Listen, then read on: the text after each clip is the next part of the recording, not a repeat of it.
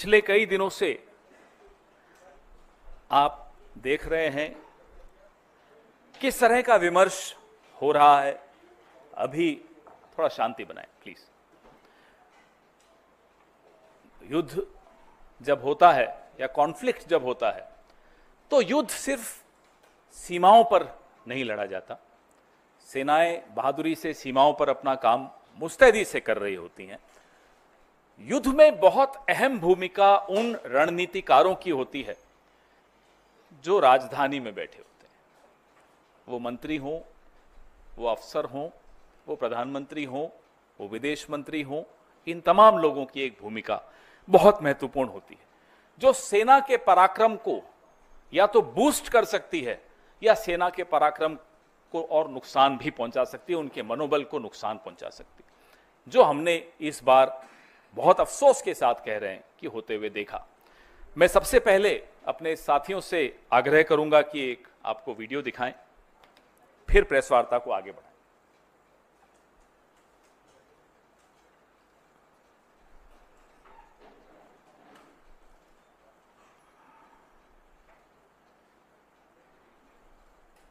At the start of the operation, we had sent a message to Pakistan saying we are striking at terrorist infrastructure. We are not striking at the military. So the military has an option of standing out and not interfering in this process. They chose not to take that good advice. ये आपने देखा, हमारे नेता राहुल जी ने इस पे कुछ सवाल भी पूछे हैं, परसों पूछे, आज फिर कुछ सवाल पूछे। ये बहुत महत्वपूर्ण इसलिए हो जाता है कि पिछले पूरे एक हफ्ते में अमेरिकी राष्ट्रपति डोनाल्ड ट्रंप अलग अलग देशों में, जमीन पर, हवा में, हवाई जहाज में एक बात दोहराते रहे कि उन्होंने युद्ध रुकवाने में मध्यस्थता की। उन्होंने एक बहुत खौफनाक बात भी बोली कि उन्होंने भारत को व्यापार रोकने की धमकी देकर युद्ध रुकवाया। This is a very dangerous comment coming from the American President Donald Trump, that he threatened India, that he'll stop trade with India if the war doesn't stop. तो सिंदूर का सौदा होता रहा, प्रधानमंत्री चुप रहे। विदेश मंत्री के मुंह से एक शब्द नहीं निकल रहा, एक शब्द नहीं निकल रहा, दोनों के मुंह से नहीं निकल रहा। हमें नहीं मालूम कि ऐसी कौन सी सीक्रेट्स हैं, ऐसे कौन से रहस्य हैं मोदी जी के, जयशंकर जी के या भाजपा के और नेताओं के अमेरिका के पास, और मैं तो कहूंगा चीन के पास। न अमेरिका पे मुंह खुलता है, और चीन पर जब मुंह खुलता है तो सीधा क्लीन चिट देने के लिए खुलता है और मुंह ही नहीं खुलता। कारण क्या है? आपके जो रहस्य उनके पास होंगे, हमें कोई मतलब नहीं उससे, लेकिन देश को नुकसान क्यों पहुंच रहा है? पहलगाम का न्याय क्यों नहीं मिल पाएगा? इसलिए क्योंकि आप डरते हैं अमेरिका से, आप डरते हैं चीन से, आपका मुंह नहीं खुलता चीन के आगे। सबको मालूम है, पूरे देश को मालूम है, पूरे विश्व को मालूम है चीन की भूमिका क्या रही इस युद्ध में, और अमेरिका अपनी भूमिका खुद आगे बढ़ चढ़कर बता रहा है इस युद्ध को रोकने में, और जयशंकर जी का मुंह नहीं खुलता कि कैसे जयशंकर जी खुद प्रेस एजेंसीज को सामने बैठाकर और खुद बता रहे हैं कि हमने पाकिस्तान के आतंकी ठिकानों पर हमला करने से पहले पाकिस्तान को सूचित कर दिया था। अब यह सूचित करने का क्या मतलब होता है? इतना भरोसा है आपको आतंकियों पर कि आप सूचित कर देंगे और वो वहीं रहेंगे या वो चुपचाप बैठेंगे? ये भरोसा है आपको उन आतंकियों पे? रिश्ता क्या है आपका? कैसे आप बोल रहे हो उनको? क्यों बताया आपने उनको? और इसको आप क्या कूटनीति कहेंगे? ये डिप्लोमेट रहे हुए हैं। आज जो देश के विदेश मंत्री हैं ये एक राजदूत रहे हुए हैं, आईएफएस ऑफिसर रहे हुए हैं। क्या इसको कूटनीति कहते हैं? माफ कीजिएगा, हमारी देहाती भाषा में इसको मुखबिरी कहते हैं, इसको कूटनीति नहीं कहते। ये मुखबिरी है, ये अपराध है, ये गद्दारी है। और उसके बाद लीपापोती पूरी कि मैंने ऐसा नहीं। अरे आपने तो खैर लीपापोती भी नहीं कि आपके विभाग से एक चिट्ठी आ गई कि ये ऐसा नहीं कहा। आपके मुंह से ये शब्द, एक एक यहां मीडिया कर्मी बैठा है, देश के हर नागरिक ने, विश्व के हर नागरिक ने देखा आपने क्या बोला कि हमने पाकिस्तान को बता दिया था कि हम सिर्फ आतंकी ठिकानों पर हमला करने जा रहे हैं। अब बताइए, मुखबिरी नहीं है तो क्या है? और मुखबिरी का इतिहास लंबा है, अभी उस पर भी आऊंगा मैं। अब हम यह जानना चाहते हैं, क्या इसी मुखबिरी की वजह से अजहर मसूद जिंदा भाग गया? क्या इसी मुखबिरी की वजह से हाफिज सईद भाग गया? ये हुआ क्या? क्या देश को यह जानने का हक नहीं है कि आपने पहले ही सूचित करके अजहर मसूद को बचाया? ये वही अजहर मसूद है जिसको पहले भी बचाया गया था। कंधार में जब IC 814 को हम छुड़वाने गए थे, तब इसी अजहर मसूद को हम जाकर उनको सुपुर्द करके आए थे। ये दूसरी बार बचाने की साजिश क्यों हो रही? क्यों बचाया गया अजहर मसूद को? कारण बताइए। ये जो बयान है विदेश मंत्री का बहुत संवेदनशील है। आतंकी ठिकाने, इस बयान के बाद पाकिस्तान ने उन ठिकानों का क्या किया होगा, खाली किए होंगे, नहीं किए होंगे, ये तो अजहर मसूद जिंदा है उसी से मालूम पड़ जाता है।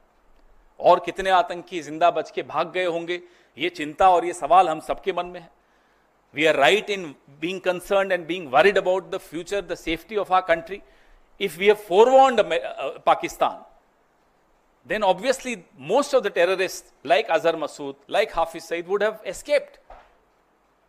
Why did we allow that? That's a question, that's a concern which every single Indian faces today. And the minister and the prime minister must open their mouth and come out clean. अब कल खबर आई कि ISI के लिए काम करने वाले कुछ लोग, कुछ जासूस पकड़े गए। पहले भी खबर आई थी, DRDO का एक प्रदीप कुरुलकर संघ से बड़ा जुड़ा हुआ था, राष्ट्रीय स्वयंसेवक संघ से, पाकिस्तान को कुछ सूचनाएं गोपनीय देता था। क्या हुआ उसका? आपने उसके बाद सुना, हमने प्रेस वार्ताएं की, बार बार उस मुद्दे को उठाया। क्या हुई? लिपापोती हुई? हो क्या रहा है प्रदीप कुरुलकर का? तो आप बीच में कोई खबर आती है कि भाई ISI के लिए कोई ध्रुव सक्सेना काम करते हुए पकड़ा गया भारतीय जनता पार्टी का। फिर आता है प्रदीप कुरुलकर DRDO के साइंटिस्ट हैं, संघ से बड़े जुड़े हुए हैं, पूरा दूसरी तीसरी पीढ़ी संघ के साथ जुड़ी हुई है। क्या हुआ उनका? ये है क्या? ये क्या मुखबिरी का इतिहास है? ये क्या रिश्ता है आपका पाकिस्तान के साथ? ये हमें जानना जरूरी है, देश को जानना जरूरी, क्योंकि आज आप तमाम संस्थाओं पे कब्जा किए बैठे हैं, इसलिए ये जानना जरूरी है। नरेंद्र मोदी जी जब मुख्यमंत्री थे गुजरात के, तो एक लाइन बड़ी अच्छी बोलते थे, जो आज के लिए बिल्कुल उपयुक्त है, कि समस्या बॉर्डर पे नहीं है, समस्या दिल्ली में है। उसी समस्या के बारे में आज हम आपसे चर्चा कर रहे हैं कि यह समस्या दिल्ली में है, जो पाकिस्तान को पहले ही सूचित कर देती है कि पाकिस्तान हम आ रहे हैं, थोड़ा देख लेना। दूसरा वीडियो चलाइए। हम पर बड़ा बोला जाता है कि अरे राहुल जी का बयान पाकिस्तान के टीवी पे चल रहा है, हमारी सहयोगी सुप्रिया जी के लिए आया पाकिस्तान चला रहा है, मेरे लिए आया पाकिस्तान के टीवी पे चल रहा है। अब मैं बताता हूं पाकिस्तान के टीवी पे क्या दिया कि हम मजबूर हैं, हमने ये करना है, मगर फिक्र की कोई बात नहीं है। हमारे इरादे को जंग के नहीं है। हाँ, मिलिट्री के आपके निशाना नहीं बनाएंगे। हम टेररिस्ट के 4-5 ठिकाने हैं, वहाँ एक एक ठा कर देंगे। हाँ। और आंख मारी के निकाल लो लोगों को वहां से। जी, बताने का तो यही वहाँ तो यही तनकीद की जा रही है कि आपने तो अलर्ट कर दिया भाई। तो जाहिर है फिर वहां से अगर कोई था वहाँ, हाँ, बच्चे थे तो उनको निकालिए, फिर भी कुछ रह गए, फिर भी मारे गए, सिविलियंस मारे गए। तो इनका ये कहना है कि हमने तो आपको बता दिया था कि हम आ रहे हैं और आप, तो यार अगर सजा देनी थी तो ये ऐसे करते हैं। तो इसका कि ये पहले दिन से ये फरेब थे, ये सब एक ड्रामा था। ये अवाम को गुमराह कर रहे थे, अपनी अवाम को, और हमारे साथ जंग नहीं करना चाहते थे। अच्छा। अवाम को कह रहे थे हम इंतकाम करेंगे, हम जंग करेंगे, उनको सबक सिखाएंगे। की सबक है? तुम पहले कहते हो ऐसे आ रहे हो, हट जाओ, रखते हो, एक ही गल हुई, यही किया ना जी। ये आप देख रहे हैं जयशंकर जी के चर्चे पाकिस्तान में टीवी पर चल रहे हैं और हंसी उड़ाई जा रही है हमारे मुल्क की। क्या बर्दाश्त करेंगे हम और आप? इस तरह से हमारे देश की 75 साल का एक बहुत, मैं कहूंगा, समृद्ध हमारी एक परंपराएं रही हैं, कन्वेंशंस रही हैं, एक रूल ऑफ लॉ है, डिप्लोमेसी है, सिद्धांतों पर हमारा देश चलता है। हम खुद कभी युद्ध नहीं करते, बिल्कुल सही बात है। हम सिर्फ रिटेलिएशन करते हैं, अपने इंटरेस्ट का प्रोटेक्शन करते हैं, हम अपने हितों की रक्षा करते हैं। और उसके बाद जयशंकर इस तरह का बयान दें जो पाकिस्तान में और पूरे देश में, पूरे विश्व में हमारी हंसी उड़ रही है।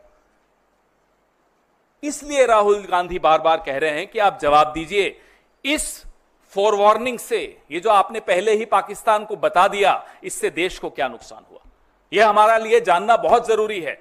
देश के कितने हवाई जहाज गिरे, देश को क्या नुकसान हुआ और कितने आतंकी बच के भाग गए, यह जानना हम सब के लिए बहुत जरूरी है। आप देश हित के मुद्दों पर ओछी राजनीति करते रहे जो पिछले 2-3 दिन से हो रही है, और आप सोचे कि विपक्ष चुप रहेगा, आप सोचे कि विपक्ष इतने जो संवेदनशील सवाल हैं, जो देश की गोपनीयता और सुरक्षा से जुड़े हुए हैं, देश के लॉन्ग टर्म इंटरेस्ट से जुड़े हुए हैं, देश के हितों से जुड़े हुए हैं, उस पर हम सवाल नहीं पूछेंगे तो आने वाली पीढ़ी हमको जवाब मांगेगी हमसे कि आप विपक्ष में थे, आप क्यों नहीं बोले। आपका तो जो करेगी आने वाली पीढ़ी वो आप देख ही लेंगे। हम ये सवाल पूछेंगे, आप हमारा मुंह नहीं बंद कर सकते, और अगर हम नहीं पूछेंगे तो पहलगाम, पुलवामा, इस तरह की घटनाएं होती रहेंगी, क्योंकि आप तो नाकारा निकले, इस तरह के काम करते हैं आप। तो ये कांड है, काम नहीं है, और ये कोई आज की बात नहीं है। मैं थोड़ा इतिहास में जरूर जाऊंगा, बहुत महत्वपूर्ण अध्याय है इतिहास का। मोरारजी देसाई, जनसंघ, जनता पार्टी सब मिलकर एक प्रधानमंत्री बनाया, मोरारजी देसाई। मोरारजी देसाई ने, और ये रिकॉर्डेड हिस्ट्री है, कोई हवाबाजी व्हाट्सएप यूनिवर्सिटी और ये आईटी वाली ट्रोल नहीं है, रिकॉर्डेड हिस्ट्री है। मोरारजी देसाई ने फोन उठाकर जनरल जियाउल हक को कहा कि हमें राव वालों ने बताया है काहुता में आपका न्यूक्लियर क्या तैयारी चल रही है। पूरे डिटेल रॉ के हमारे जो इंफ्रास्ट्रक्चर था पाकिस्तान में, जो हमारे कैंप्स, वो सारा बता दिया उनको। कुछ हफ्तों में, हफ्ते भी नहीं, कुछ दिनों में हमने इतने रॉ के लोग गंवा दिए वहां, उनको पाकिस्तान ने गायब कर दिया, मार दिया, क्या किया हमें नहीं मालूम। और जो दशकों की मेहनत थी रॉ की, वो मोरारजी देसाई के जियाउल हक को एक फोन कॉल में खत्म कर दी। इसीलिए कहता हूं मुखबिरी का इतिहास है। और ये मोरारजी देसाई हैं, जैसा देश में हमारे भारत रत्न होता है ना, पाकिस्तान में निशाने पाकिस्तान होता है। मोरारजी देसाई को पाकिस्तान ने निशाने पाकिस्तान से नवाजा। हम चुप रहते हैं, इसका मतलब नहीं कि हम ये सब पीड़ा हम सब ने झेली नहीं है, इस देश ने नहीं झेली। आज भी कीमत अदा कर रहे हैं मोरारजी देसाई के इस अपराध का, पाप का। ये पाप की श्रेणी में आता है जो मोरारजी देसाई ने किया, और ये पाप की श्रेणी में आता है जो एस जयशंकर ने किया, और ये पाप की श्रेणी में आता है जो प्रधानमंत्री की चुप्पी है, जो जयशंकर की चुप्पी है चीन और अमेरिका को लेकर। इससे बड़ा पाप इस देश में किसी सरकार ने, किसी विदेश मंत्री ने, किसी प्रधानमंत्री ने नहीं किया, जो मोरारजी देसाई ने किया, जो नरेंद्र मोदी ने किया, और जो एस जयशंकर अभी कर रहे हैं इस देश के साथ। यह गुस्सा हम सबके दिलों में है, क्योंकि हमारे सैनिक पूरा पराक्रम दिखाकर पाकिस्तान को घुटनों पर ले आते हैं, और अचानक डोनाल्ड ट्रंप आते हैं और कहते हैं सीज फायर मैंने करवाया। टेलीविजन चैनल्स हम सबको में जोश भरते हैं कि इस्लामाबाद कब्जे में आ रहा है, कराची पे हमला हो गया है। बीच में डोनाल्ड ट्रंप आते हैं, बैठ जाइए, हो गया सीज फायर, और मोदी चुप।